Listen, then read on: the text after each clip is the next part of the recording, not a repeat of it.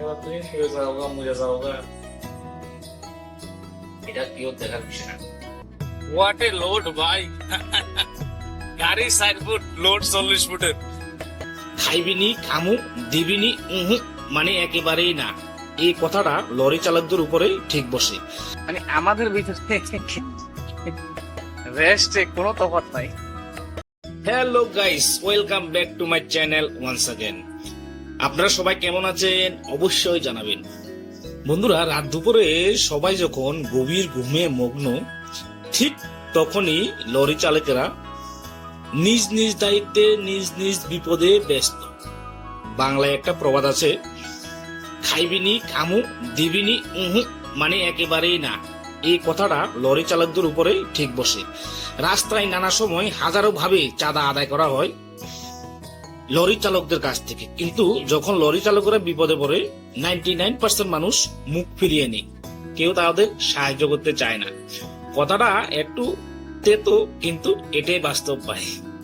ভাই এখন বাজে রাত্র 12টা, এখানে বিছনা করছি আমি। মলট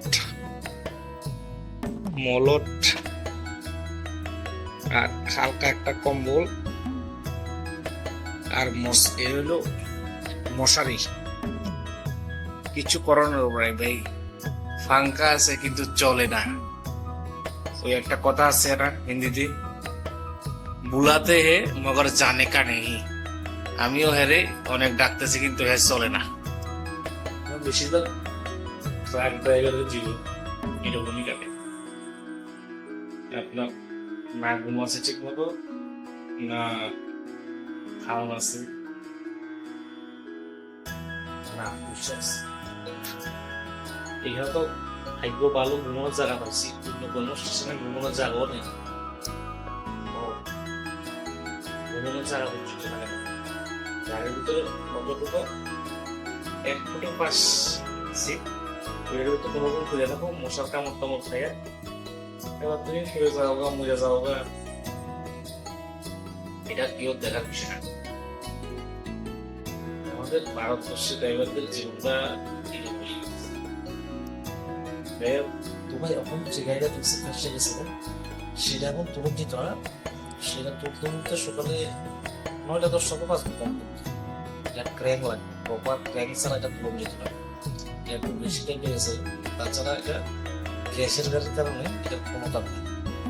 সব গাড়ি তেলে চলে, ডিজেল পেট্রোল চলে, এসব গাড়ির ক্ষমতা বেশি।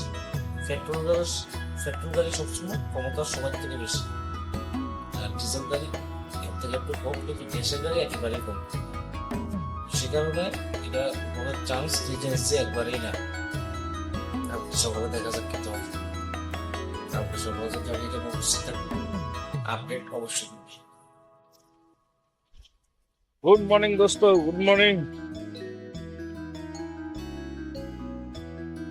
আরেকটা নতুন দিনে আপনাদের সবাইকে স্বাগত জানাই। দেখুন কালকে রাত্রে গাড়িটা যেটা পড়েছিল, এটা ড্রেনের মধ্যে এখনো সেই অবস্থায় আছে। কারণ এখন বাজে 5টা 15।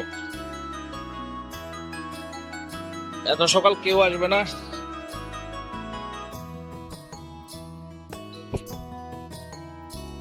সবাই আস্তে আস্তে বেড়ে যাবে 9টা 10টা।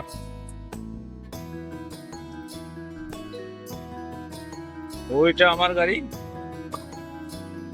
আমি চলে যাব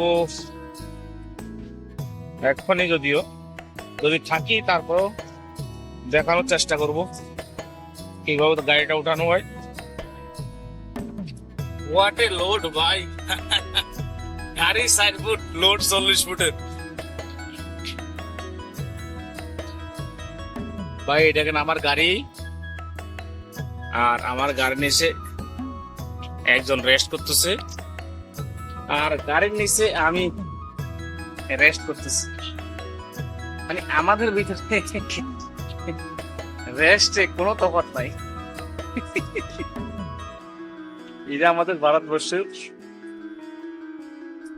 ট্রান্সপোর্ট অবস্থা।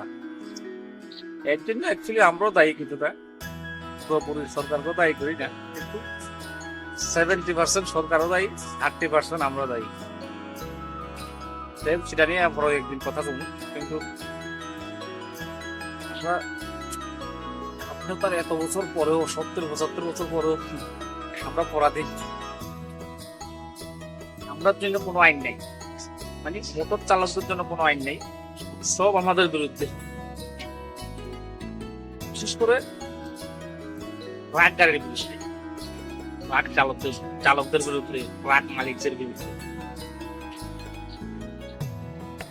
যে কোনো সমস্যা যদি হয়, ধরুন কোনো 2 চাকা বাহন বা 4 চাকার বাহন যদি কোনো বড় লরির সাথে ঘষা খায়, তাহলে এটা আমাদের ভারতবর্ষের জনগণ 100% ধরে নিয়েছে যে এটা বড় গাড়ির দোষ হবে। এটা আমাদের মেন্টালিটি ঢুকে গেছে অলরেডি, এটা বাইর করা অনেক কিছু। যাই হোক, এটা নিয়ে পরে একদিন আলোচনা করুন। তো বন্ধুরা, এই বিষয়ে আপনাদের মতামত জানাবেন অবশ্যই। লাইক, শেয়ার, কমেন্ট করতে ভুলবেন না। আর মতামত নিশ্চয়ই কমেন্টে জানাবেন, কারণ আপনাদের মতামত অনেক কিছু ডিপেন্ড করে। দেখা হচ্ছে একটা পরের ইন্টারেস্টিং ব্লগে। টাটা।